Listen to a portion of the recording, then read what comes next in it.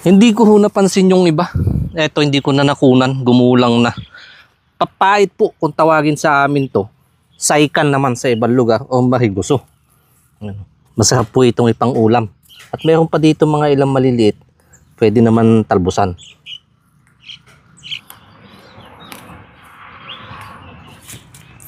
Ito po yung isa. Kalunay kung tawagin sa amin. Kulitis naman po sa Tagalog. Meron hong dalawang klase nito. Yung walang tinik at saka yung mayroong tinik. Ito na po yung mistiso, walang tinik. Pero yung may tinik, tatanggalin mo lang yan. Pareho lang naman po silang pwedeng ulamin. At ito nga po yung upload ko noong nakaraan.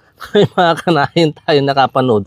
At nagsabi, kung ano-ano na daw ho ang tinuturo ko, baka makasama sa tao kapag kinain, ma-hospital.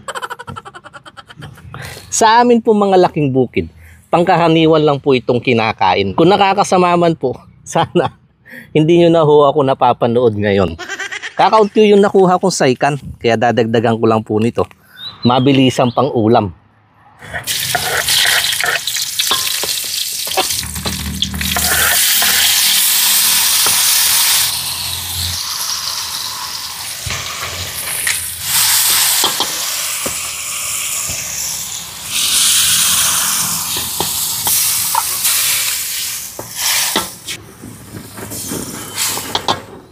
Lagay na din natin itong mga dahon-dahon.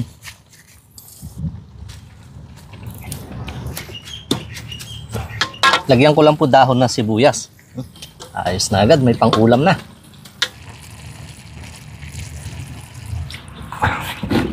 Mabilis ang almusal po. Kaya hindi na ako naglatag ng saging. Nagpriton lang ako ng tinapa. Kaya mayroon po akong sausawan dito supa. Napakabuti niyo po, Ama, sa isa na naman pagpapalang pinagkaloob sa amin. Basbasan nito in Jesus' name. Amen.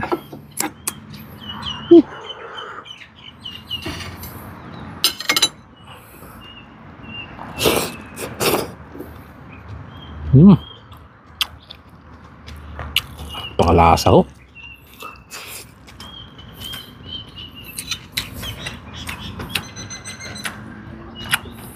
Sakto-sakto yung pagiging sariwa ng mga gulay sa sardinas. May kaunting pait. Mainit nga lang.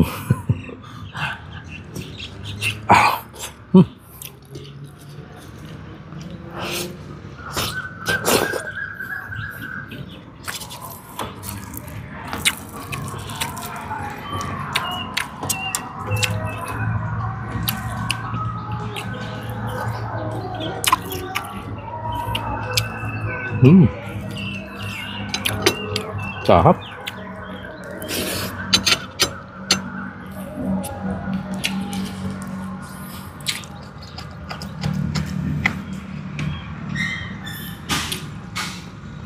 Simpleng ulam. Pero masarap kahit araw-arawin.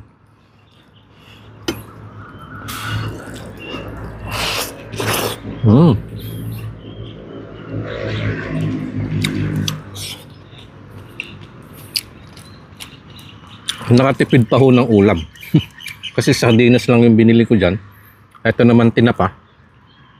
Dala pa ho namin to nung nagbakasyon kami ng Pinas.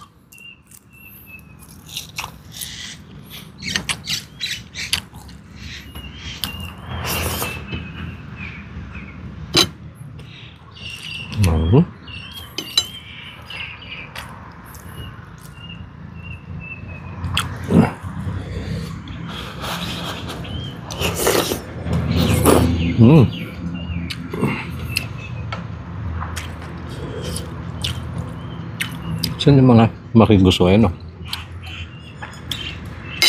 Gusto ko siya.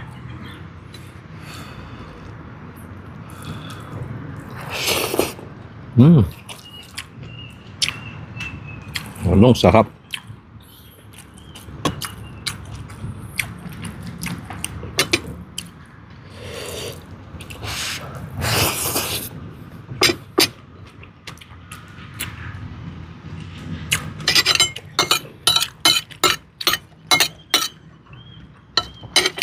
Yung aga, malinsangan na agad. Ngayon pa yung ulam na may anghang, kaya ito pinagpapawisan agad.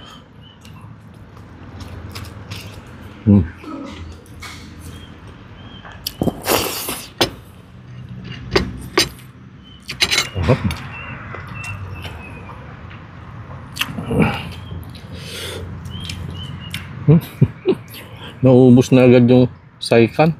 Wala na.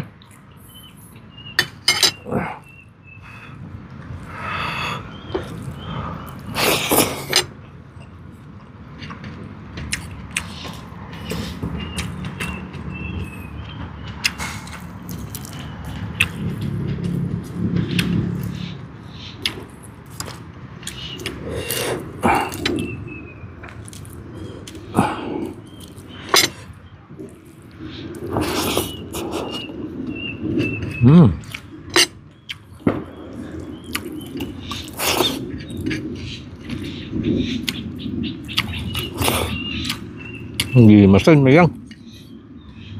Bitin ho sa kanin. Dadagdag pa ako. Sarap kasi ng ulam.